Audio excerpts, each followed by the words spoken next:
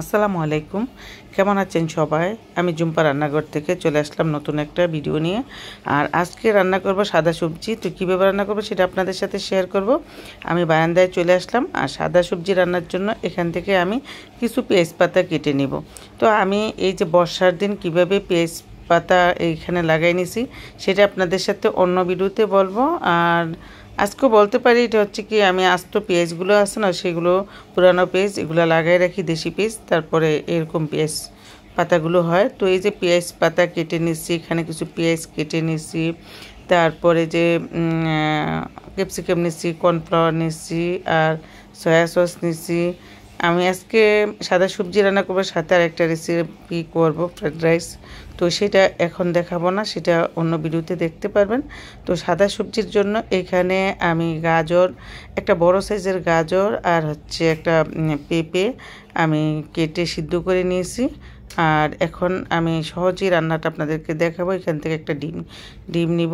আর ডিম চাইলে দুইটাও নিতে পারেন, একটাও নিতে পারেন, আপনাদের পরিমাণ মানে সবজির পরিমাণে নিতে হবে। তো আমার সবজিটা মানে এক পেলা সবজি হবে, তার জন্য একটা ডিমই নিলাম। চাইলে দুইটা ডিমও দেওয়া যায়, আমি অত ডিম খেতে পছন্দ করি না, তার জন্য একটা ডিমই দিলাম। তো আর এখানে কিছু কর্নফ্লাওয়ার আমি এই যে পানিতে ভিজিয়ে নিচ্ছি।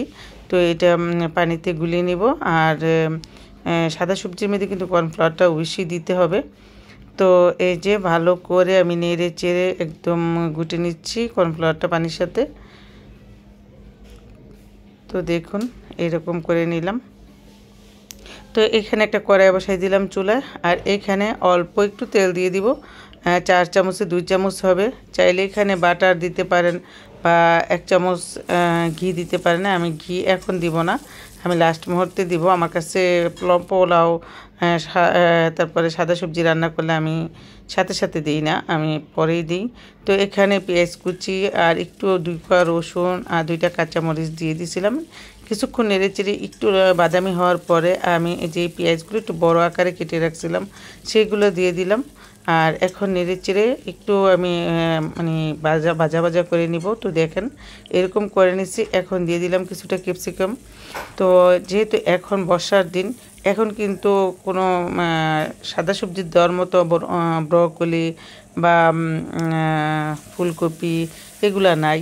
তো তার জন্য আমি অল্পর ভিতরে সবজিটা আমি রান্না করতেছি, শুধু গাজর আর হচ্ছে পেঁয়াজ আর ক্যাপসিকামও অল্পই দিলাম। একটা ক্যাপসিকাম নিয়ে আসছিলাম, এখন তো অনেক দাম।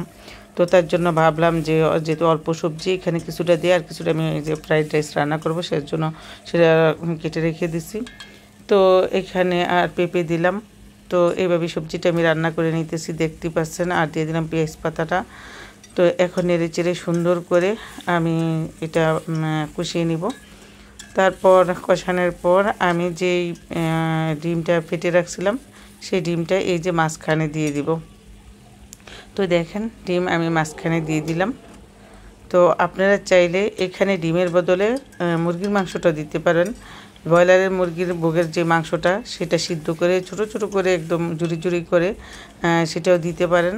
তো আমি ডিম দিয়ে করতেছি।